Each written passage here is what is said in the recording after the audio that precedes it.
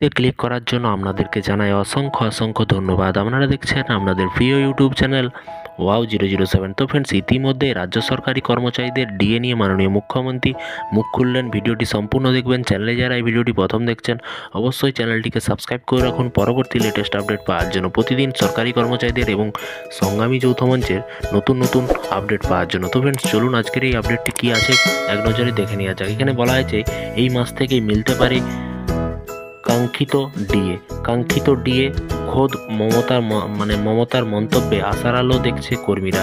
তো কাঙ্ক্ষিত ডিএ মিলছে এবং খোদ মমতার মন্তব্যে আশার আলো দেখছে কর্মীরা। কি বলা হয়েছে, ডিএ বা মহার্ঘ ভাতা নিয়ে দ্বন্দ্ব যেন কিছুতেই মিটতে চাইছে না। বকেয়া মহার্ঘ ভাতা কেন্দ্রীয় হারে ডিএ বাড়ানোর জন্য রাজ্য সরকার কর্মচারীদের ক্রমাগত দাবি উঠেই আসছে। এদিকে এই বিক্ষোভের আবহে সাম্প্রতিক পশ্চিমবঙ্গের মুখ্যমন্ত্রী মমতা বন্দ্যোপাধ্যায় বলেছিলেন যে ডিএ বাধ্যতামূলক নয়, এটি একটি বিকল্প বা এটি একটি আমাদের ব্যাপার, আমরা সরকারের ব্যাপার, সে দিতেও পারে নাও দিতে পারে, এরকমটা কিন্তু বলেছিল। তারপরে কিন্তু এখানে বলা হয়েছে, দেখতে পাচ্ছেন, বিধানসভার বক্তব্য রাখতে গিয়ে মমতা বন্দ্যোপাধ্যায় রাজ্য সরকারের আন্দোলনরত কর্মচারীদের অতিরিক্ত বার্ষিক ছুটি কথা স্মরণ করিয়ে দেন এবং তার সরকার তাদের বিদেশে যাওয়ার অনুমতি দেওয়ার কথাও মনে করিয়ে দেন মাননীয় মুখ্যমন্ত্রী মমতা বন্দ্যোপাধ্যায়, যে তার সরকারের বেতন কমিশনের নতুন নির্দেশ অনুসরণে ডিএ দিয়েছে এবং সেই উদ্দেশ্যে গত 2 বছর 2,52,000 কোটি টাকারও বেশি ব্যয় করেছে। এমনকি প্রতি বছর 3% করে ডিএ অবধিও দেওয়া হয়, ডিএ অবধিও কিন্তু দেওয়া হয় রাজ্য সরকারি কর্মচারীদের তাদের ডিএ বৃদ্ধি এবং এটি কেন্দ্রীয় সরকারি কর্মচারীদের সমতুল্য করার দাবিতে বেশ কয়েক মাস ধরে কিন্তু বিক্ষোভ করছেন।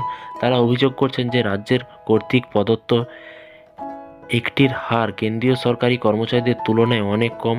এমনকি বকেয়া ডিএর দাবিতে আগামী 19 থেকে 22 ডিসেম্বর অবধি নবান্নের সামনে সংগ্রামী যৌথ মঞ্চের সদস্যরা বিক্ষোভে সামিল হবেন বলে হুঁশিয়ারি দেওয়া হয়েছে। এবং যদিও বছর ঘুরলেই দেশ জুড়ে 2024 সালে লোকসভা ভোটের দামাম বেজে যাবে এবং আর সরকারি কর্মচারীদের হাতছাড়া অবশ্যই করতে চাইবে না সরকার।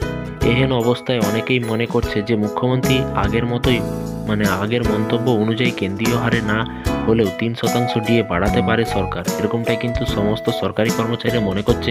উল্লেখ্য, সাম্প্রতিক সুপ্রিম কোর্টে রাজ্য সরকারি কর্মচারীদের ডিএ বা মহার্ঘ ভাতা মামলার শুনানি সামনে কিন্তু ফেব্রুয়ারি মাসে। সকলে কিন্তু জানেন সেই মাস অবধি কিন্তু পিছিয়ে দিয়েছে, যদিও তার আগেই সরকারি কর্মচারীদের ডিএ বাড়ে কিনা সেদিকে নজর থাকবে সকলের। তো ফ্রেন্ডস, যদি ডিএ বাড়ে তার আগে ফেব্রুয়ারি মাসের 5 তারিখের দিকে ডিএ মামলার শুনানি আছে, তার আগে ডিএ বাড়ে কিনা আপনারা চ্যানেলের সাথে থাকুন। যখনই নতুন আপডেট আসবে বা মাননীয় মুখ্যমন্ত্রীর বিভিন্ন রকমের আপডেট পাওয়ার জন্য, রাজ্য সরকারি কর্মচারীদের বিভিন্ন রকম আপডেট পাওয়ার জন্য অবশ্যই চ্যানেলের সাথে থাকুন। চ্যানেলটিকে সাবস্ক্রাইব করে পাশে থাকা বেল আইকনটিতে প্রেস করে রাখতে ভুলবেন না। ভালো থাকবেন, সুস্থ থাকবেন এবং আপনাদের মতামত যদি কিছু থাকে নিচে কমেন্ট বক্সে কমেন্ট করে জানাতে ভুলবেন না। থ্যাংক ইউ ভিডিওটি এতক্ষণ দেখার জন্য।